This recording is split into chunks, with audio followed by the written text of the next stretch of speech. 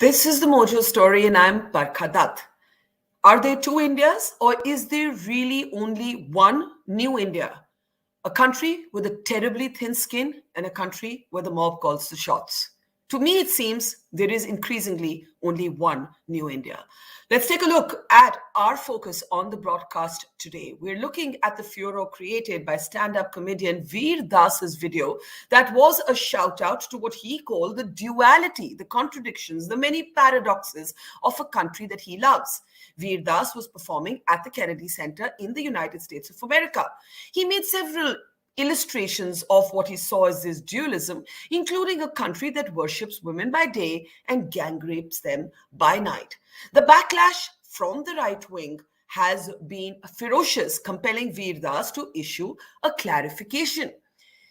Madhya Pradesh Minister Mr. Narottam has even declared that Veer Das will not be allowed into Madhya Pradesh, and it bears reiteration at this point that another stand-up comic, Munawar Farooqi, is not being able to perform his shows either after spending time in jail for a joke he did not crack at that particular performance that he was accused of having violated the feelings of Hindus. So forget two Indias. Are we really looking only at one new India where the mob calls the shots, and no matter how well intentioned free speechers start, eventually they bow down as well? What is the best way to deal with the mob? And what does the Veer Das controversy tell us about ourselves as a people and as a nation? Let me welcome our three guests on the program. We are joined by Abhineet Mishra. He's a stand-up comedian. He's on tour right now in Guwahati, and I'm really intrigued to know how much he's looking over his shoulder and self-censoring himself at this point. So we'll ask him that. Sadanand Dhume, Wall Street Journal columnist, who had quite a contrarian take on Twitter, suggesting that Veer Das kind of backpedaled a little bit with that clarification, is with us as well. And Akash Banerjee, who's a journalist turned political satirist, is with us as well. All of those shadows of self-censorship apply to him too. I'll start with you, Akash. Do you find, I'll come to Veer Das, I'll come to Kangana, I'll come to all of those things in a moment. Do you find you're censoring yourself? I hardly believe that anybody who's in the creative field and wants to ask a few questions would not be censoring.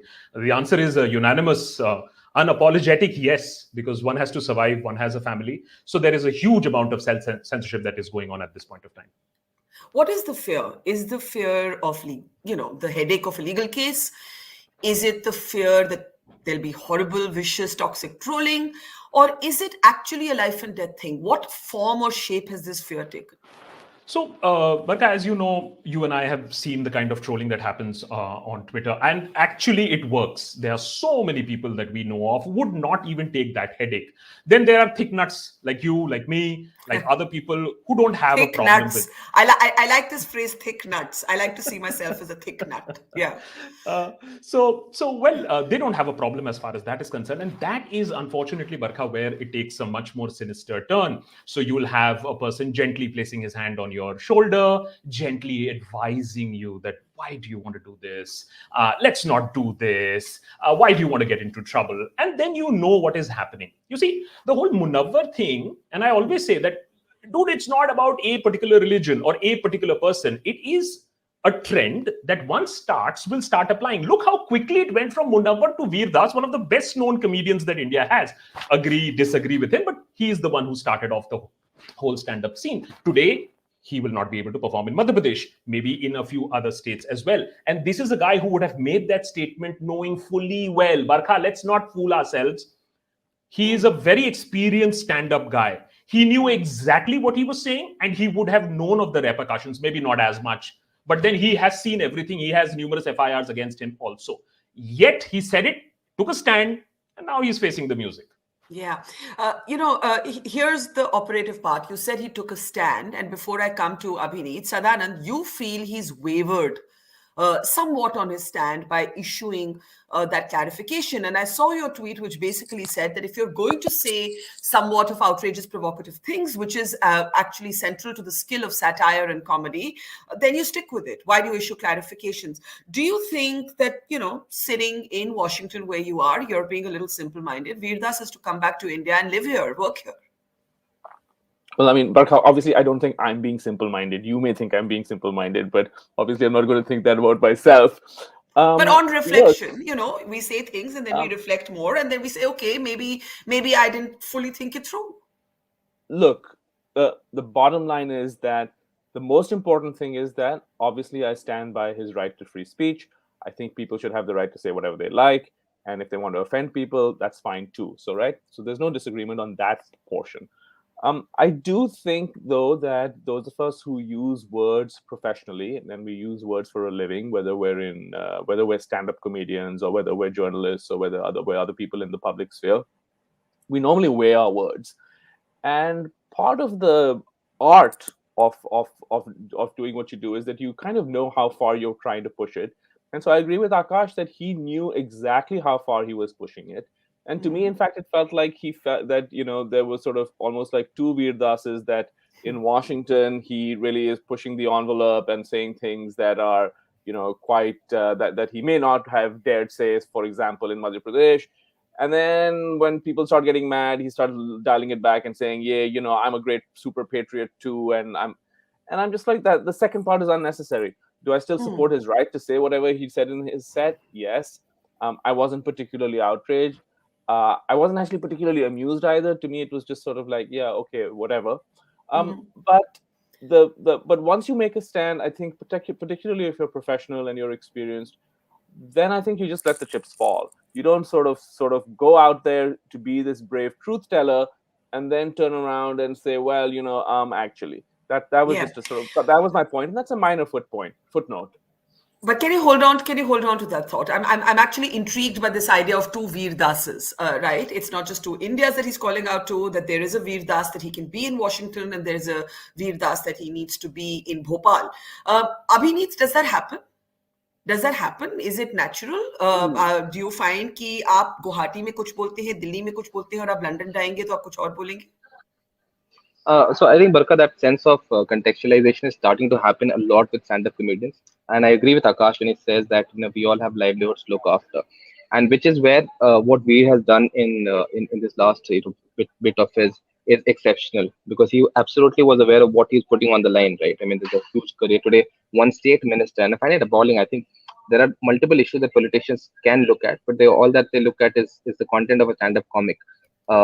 Which is good because it helps with the monetization views, etc. But I feel that contextualization is beginning to come in, because it's very quickly a lot of ministers are taking a leaf out of the book of some of these ministers in MP exact. For example, I mean, I remember doing a show in one of the cities. I'll not want to call it out here, and again, that probably tells you how much of a censorship I'm bringing into my own content.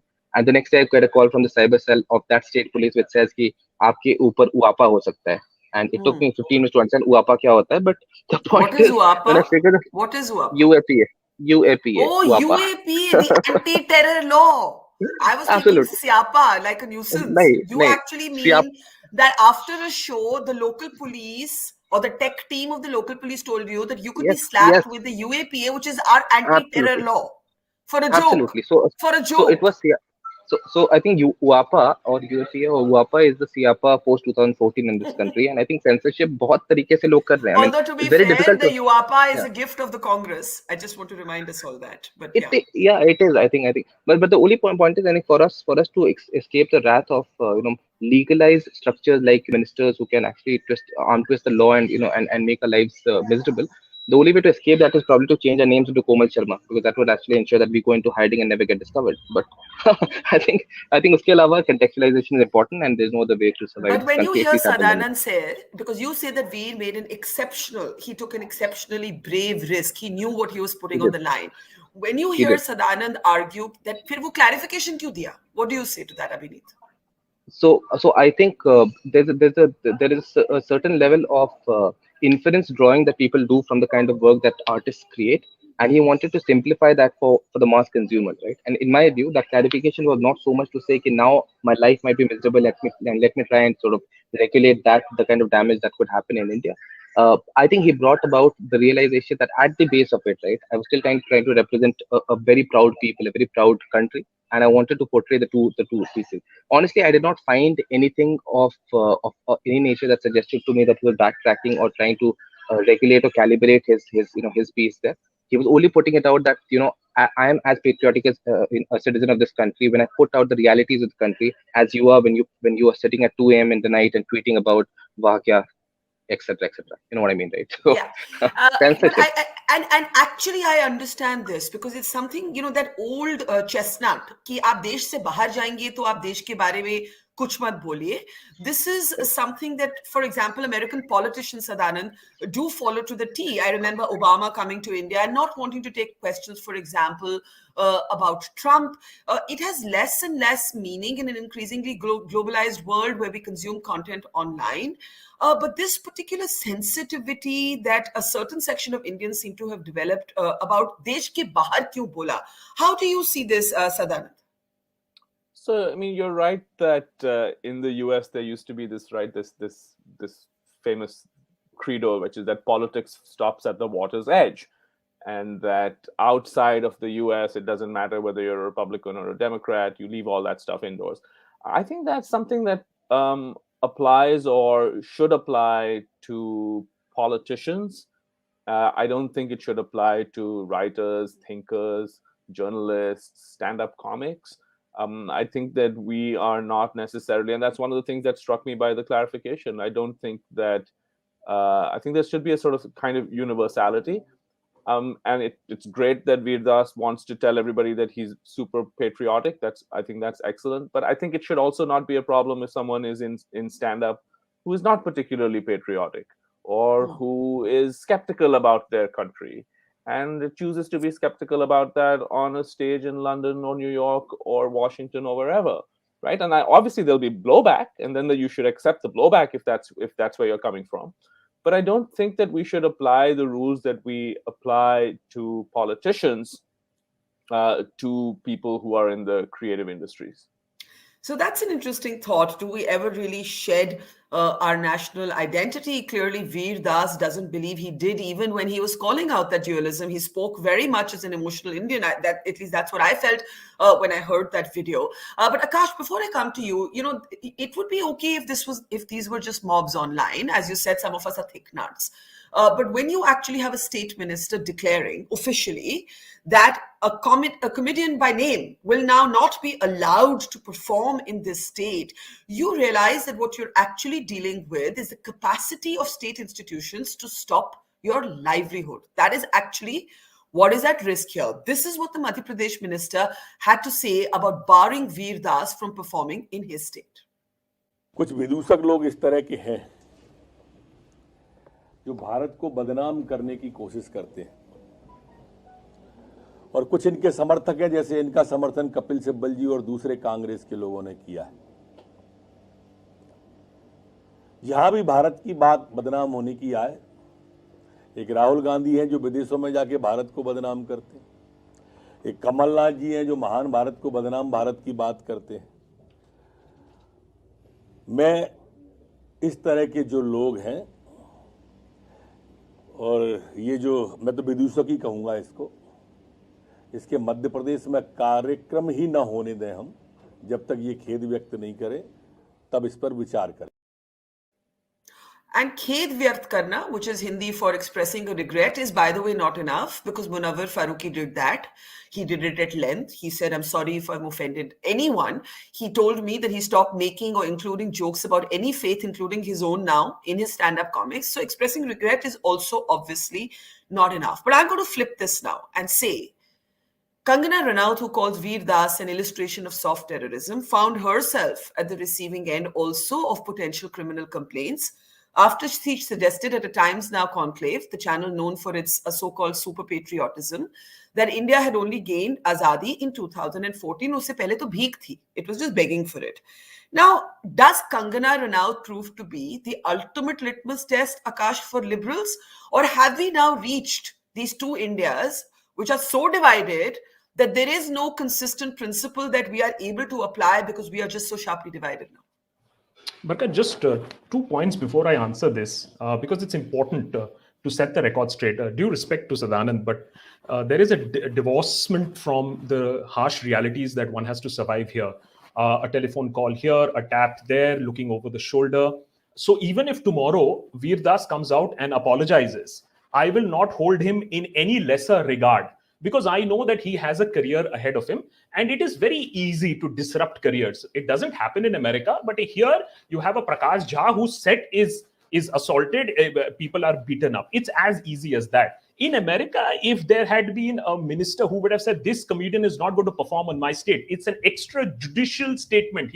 His career might have been in jeopardy, but that is how things are, and that is how bad it is. So let's accept that and not hold somebody to such high regards. Can you hold that? Can I have Sadanand just respond to it? Because neither Abhineet nor you have actually agreed with his somewhat cynical, more laconic take. Neither super impressed with Veer Das's performance, and even less so by what he calls a mild retraction thereafter. Sadanand, go ahead. No, actually, we're not disagreeing. I mean, I have I can see where you're coming from. I'm obviously not in your feet. I'm just saying that he can do that, and you can understand it. I will think less of him for that. It's not as though I'm going to sort of think that this is some terrible human being. I'll still support his right to say what he says. But yes, all said and done, if there are two human beings and one of them takes the stage in Washington and speaks his heart out, so to speak, and then just says, let the chips fall where they may, and a second human being says exactly the same thing and then comes and says, sorry, sir. Not that he said that, but let's say in theory that he says, sorry, sir, galti ho gayi. I may understand what the second response, but I will respect the first person more. Akash? I agree with that. Yeah. Completely. I completely agree with that. Obviously, one would hold the former person in higher regard. We're just trying to contextualize why that sorry may come. So I just wanted to get that out of the way, so we basically understand each other there. The other thing, Barkha, you brought up, I mean, look at what we are talking about. We're talking about how a country behaves and how countries' politicians behave when they go abroad versus a comedian. And Barkha, there lies the bigger issue for me in this whole episode. How is it that a nation that is so powerful, that is going to be a $5 trillion economy, considers itself as a superpower, has one of the world's most strongest political leader, is frothing in its mouth because one comedian goes and puts a 5-minute skit, and that has damaged the reputation of India? So, Barkha, there is a deeper problem. But talk about Kangana. Talk about Kangana. Yeah, I'm just saying there is a deeper problem here, is that we have become so touchy, is because we are feeling the emptiness of not being a superpower, and when the truth is slapped on our face, we go all frothy. And that is why when a person like Kangana comes, we are very happy. Why? Because it is an illusion that we are living in. Oh, star comes, says this, supported by the government. No problem. Why? Because a drawing room conversation that a lot of Uncle G's actually have is, oh, you see, the Congress is a continuation of the British, and therefore the actual independence. She's not the first one to say that. There are many people who have said things. I mean, we've really got independence after 2014. Remember, GST was our second Azadi. So we've had this whole Azadi concept going on for some time. And the whole process, Barkha, is to discredit the entire stuff that has happened before us. Nehru has been discredited. Gandhis have been discredited. Why not discredit the entire freedom movement and start afresh? Because when you don't have anything to show, you want to show that you are starting afresh. And this excuse will then build ki abhi to shuruaat ki hai, abhi to 7 saal hue hain. It's a long play, and you will see how it unrolls itself. But I do want to pick up a thread of what Sadanand has said and take it to Abhineet.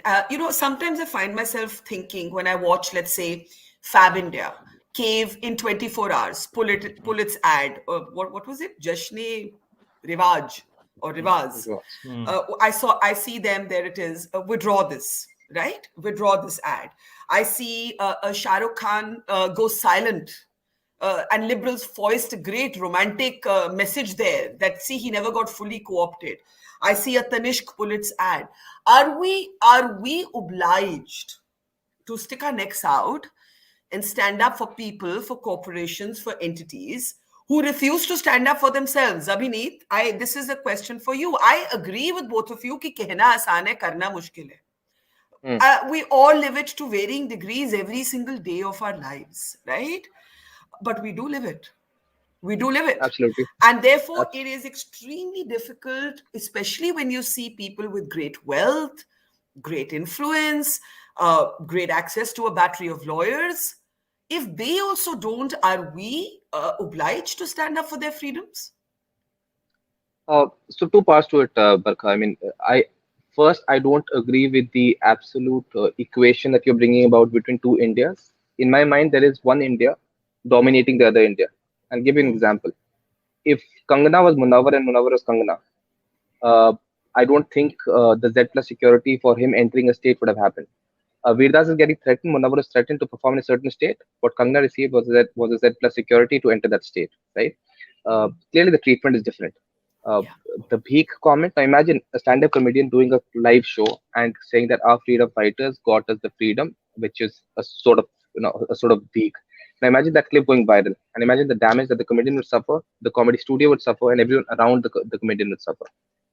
Kangana, I think, is one of the biggest competitors for us as stand-up comedians because the kind of jokes she riles up in live shows actually is a matter of envy. I mean, I sit around and start thinking that there's a journalist out I there who's saying the nation wants to know. There's a Kangana out there. And who all do I compete with right now? I mean, we also have certain ministers at very senior levels. I can't take the names because Lalit Modi would get offended.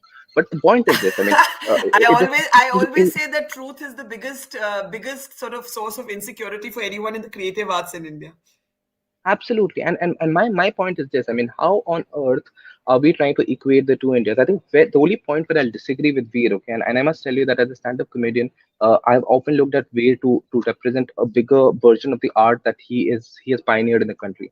And I was absolutely impressed with what he did in the US. The only thing that I disagree with him is this equation that he brings about and says two Indias. There is no two Indias. There is no two Indias. There's a Komal Sharma who's still winning the hide and seek game with one of the most proud police forces, and she's winning it hands down. I mean, how on earth is that possible? Imagine if that was Munawar. How much of time would it take for the cops to go and catch Munawar? So here's the thing. I think there's no equation there.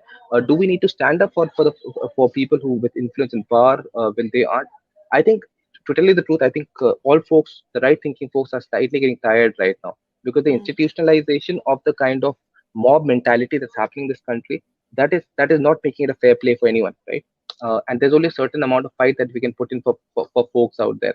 And therefore I think that honestly this country needs a deeper sense of reflection to let art just remain as art. I mean, you can't get offended at multiple things. I have 10 different. In fact, the chief minister of MP made a very beautiful statement, which I think would have been my opening joke for a stand-up comedy show. But that has not offended the home minister of his state. Which is? It is. I will not tell you that. I think please Google it. I have to perform. I have to do a show here, and I don't want the venues to I'm suffer getting because my they are busy producers to discussing. Google it now. Please do that. Please do that, Yeah. right? And my point is that the economy cannot be supported by multiple things. They can be supported by multiple things. Get jobs for people, etc. How much pressure we are putting on the cow, yaar? मतलब हम कह रहे हैं कि a cow is going to give us urine, a cow is going to give us cow dung, and that's going to support the economy. यार फिर निर्मला सीतारमण जी क्या करेंगी? तो मेरा point ये है, right?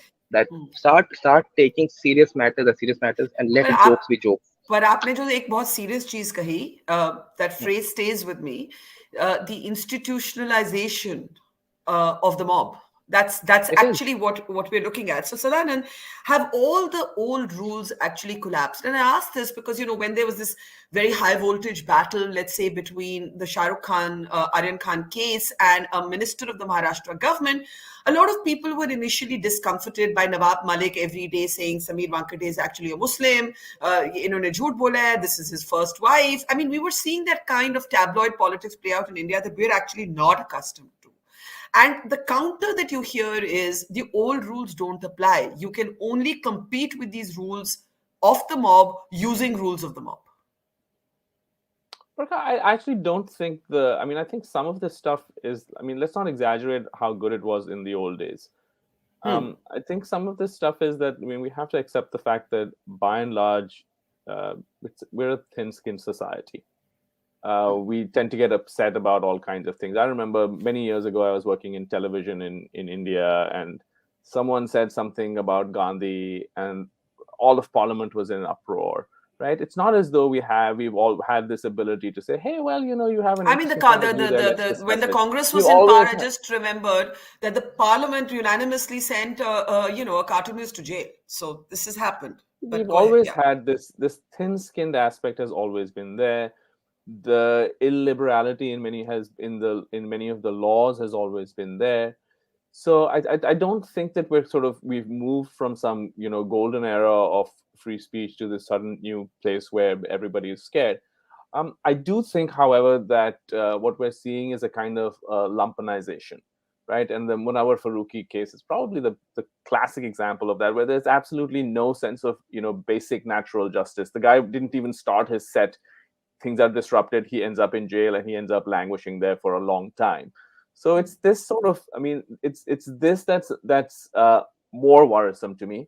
And I just want to quickly address another thing, because no one else has, on the Kangana Ranaut point, because I think that's actually, you've put your finger on something really important, is that at this point we don't have enough people who have allegiance to principles, and we have too many people who have allegiance to tribes. So I actually think that anyone who is genuinely interested in free speech and liberal principles should say that Kangana Ranaut has the right to say whatever stupid thing she wants to But say, there and is that's a perfectly fine. And but if she Sadanand, wants to I'll feel, push you on if this. I'll she push you wants on to this. feel, no, let me. If she wants to feel, if she feels that Indian independence started in 2014 with the rise of Hindu nationalism, and that everything that preceded it was some kind of watered down liberal democracy, which is an idea borrowed from the British, she's free to feel that. Actually, as Akash said, there are many people who feel that. We're free Can to I feel can that. I can I can I though say to you, Uh-huh. I'll take an example from my own fraternity.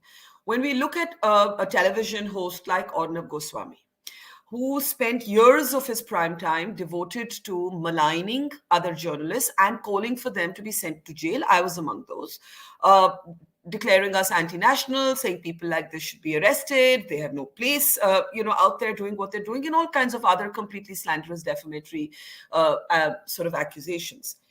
Then his own WhatsApp conversations are leaked. And he suddenly makes a claim to privacy, though his shows have repeatedly, for less, violated the privacy of people. Are you saying that as progressives, we are meant now to stand up for Arnab Goswami, though he never stood up? Forget him not standing up, though he actually violated that principle at every stage of his journalism. Is that we're not saints? Nobody's a saint. Akash, I know you want to say Well, something. I'll just let Sadanand there, respond and come to you right after that. Yeah, Sadanand? oh, you want me to go? Yeah.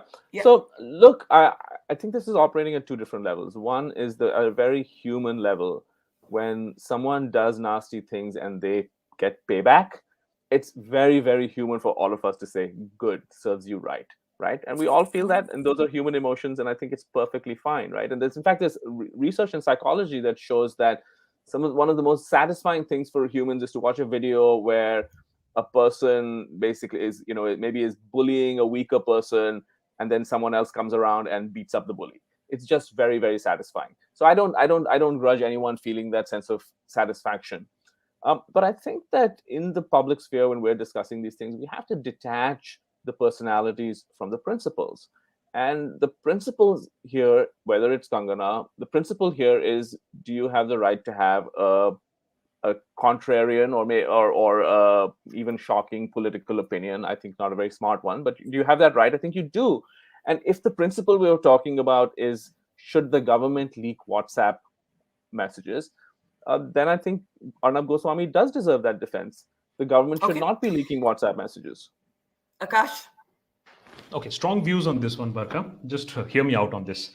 Whether be it Veer or whether be it Arnab, there is a very clear line, unfortunately, that was not drawn.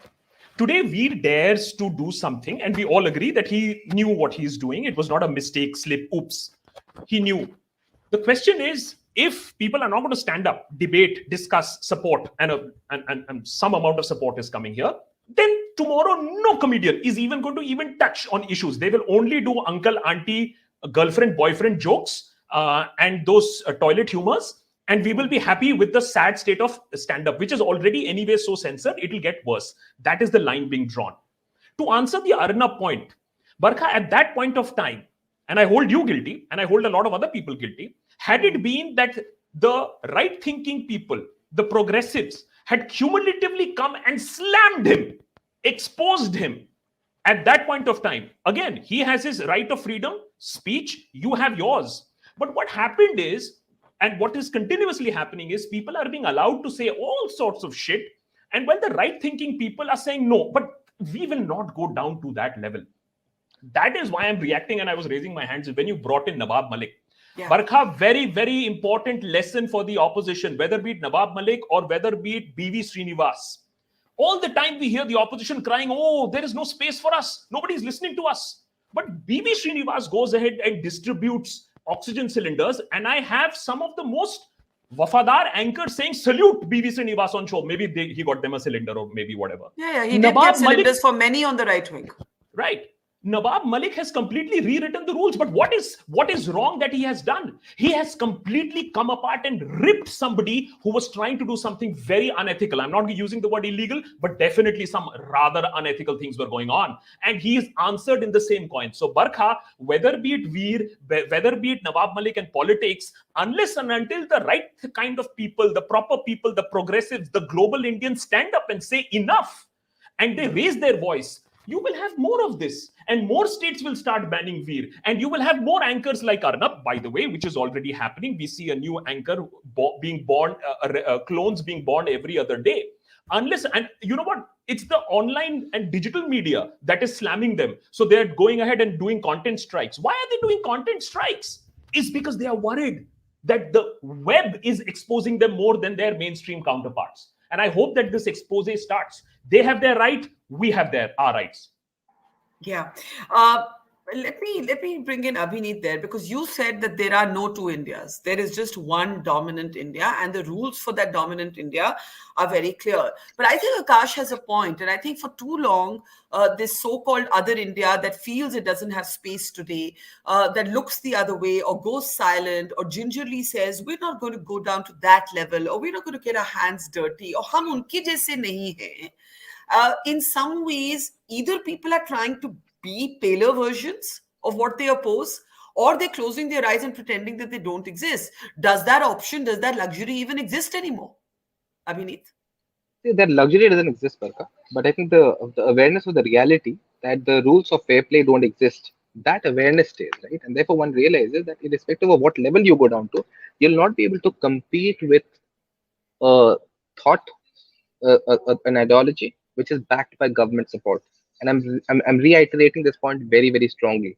But before that, I think I was just very amused by the conversation you were having about Kangana and Arnab. And I think in one swish of a brush, I think you brought the average IQ level of this debate very, very low. And there's pressure on you, Sadanand and Akash, now to lift that IQ level up. Why? Because I mentioned Arnab.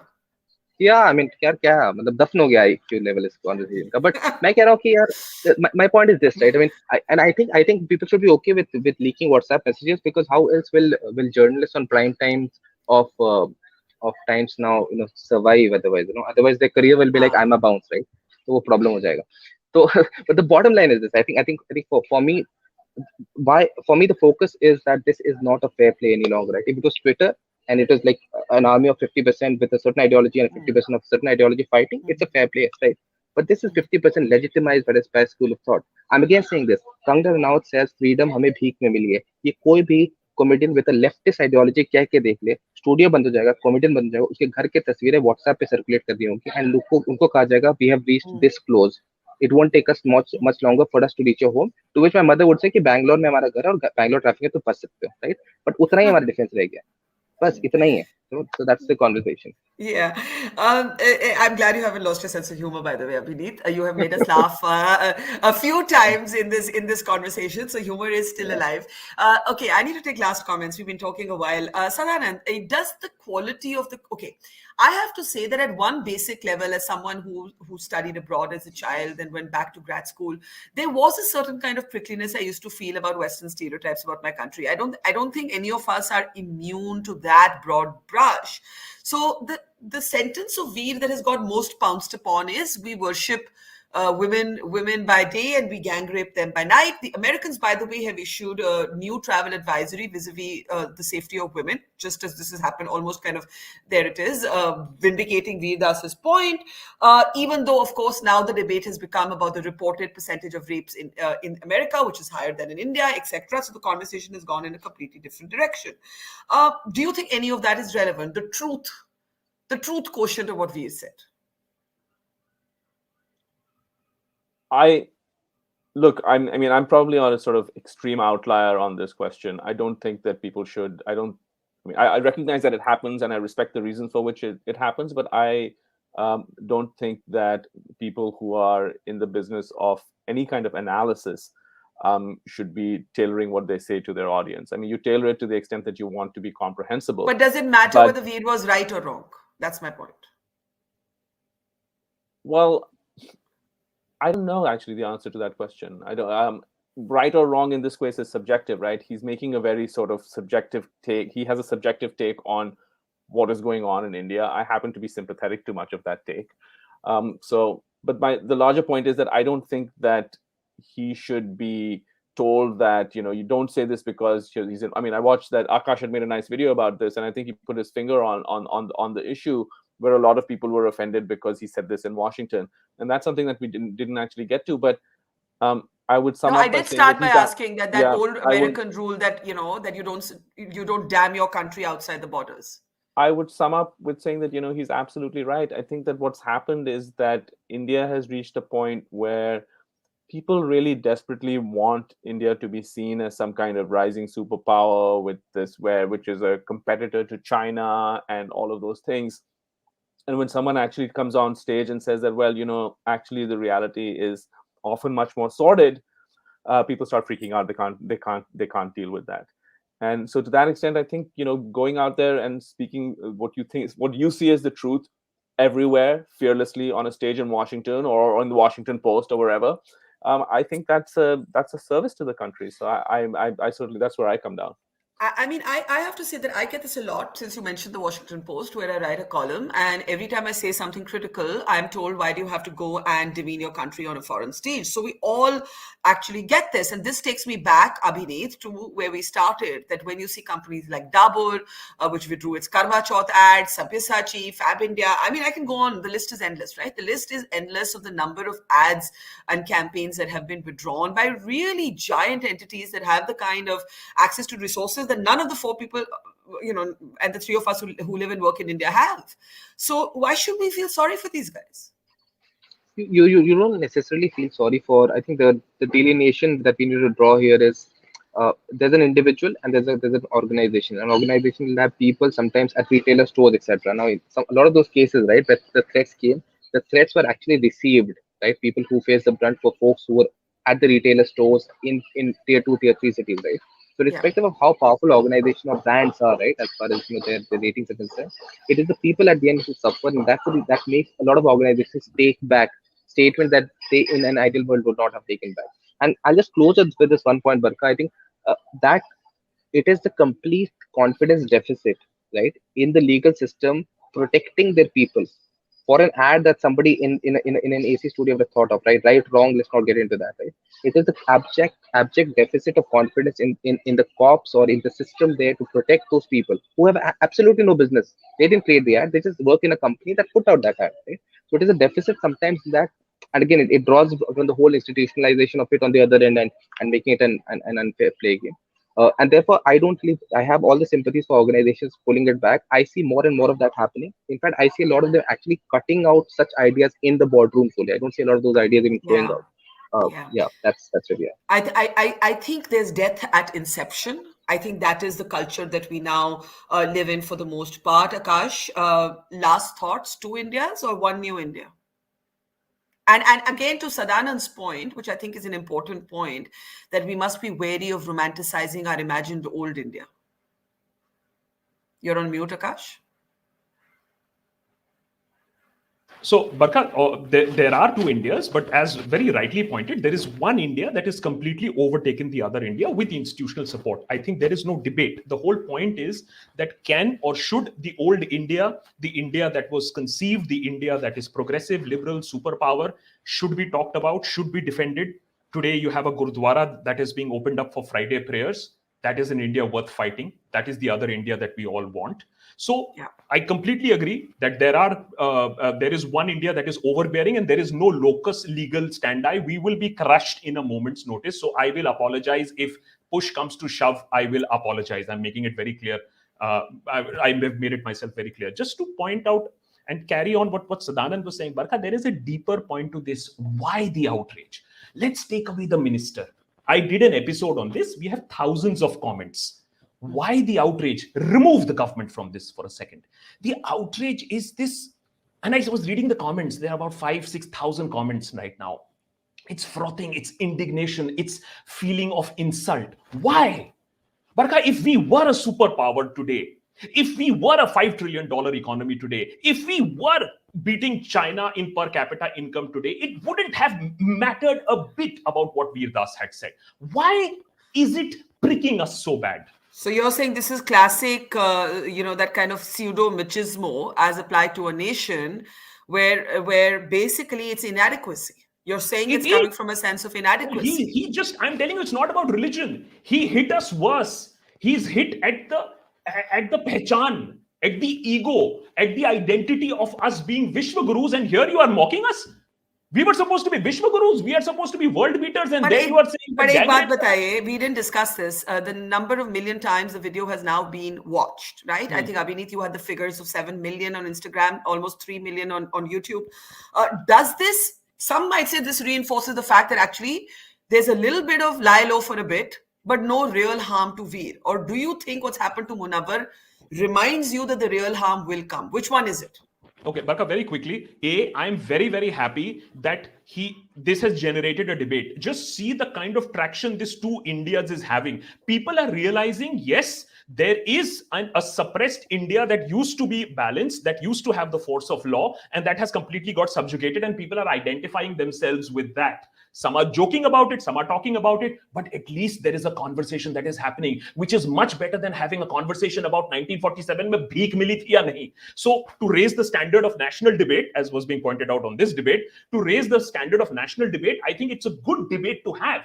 Lie down, whether it's going to harm his career. At this point of time, you never know, Barkha, how these things play out, because he would have calculated some amount of frothing. I think he tried to balance it. Was it carefully balanced? I would even risk and say, yes, it was carefully balanced. But one statement here and there, you take that, make it a religious insult, and there you have it. Somebody's career might be at stake at this point of time. And more than career. Sadanand, I have to close. We'll close with you. No, I agree with that. I think that he's absolutely right. The real issue is people are extremely thin-skinned because this is something that actually it's something that they don't want to look at. That's a kind of, they don't want to look in the mirror on this issue. In some ways, let's see how this plays out. If nothing happens to him, actually, I think he would have done a great service to everybody by expanding the debate. If the government or if people go after him, I'm sure that everybody here on this panel will stand up for him and point out that that is unfair.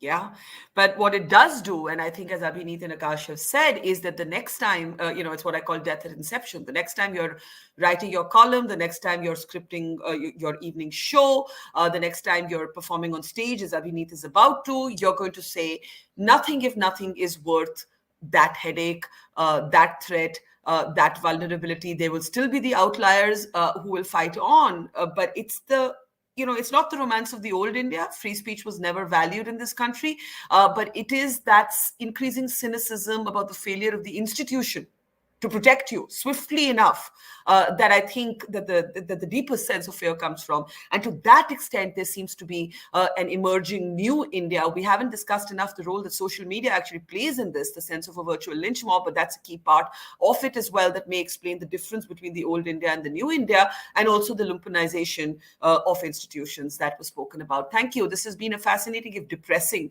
conversation, actually. Sadanand, Abhineet, and Akash. But Abhineet and Akash, please do keep making us laugh. There's not too much to smile about anymore. So for those of you who are still doing it, thank you. It is a public service. Thank you to our audience. See you tomorrow. It's great to see you here. Thank you for watching our work. If you haven't subscribed yet, don't forget to click the bell icon and subscribe to Mojo Story and support independent, robust journalism.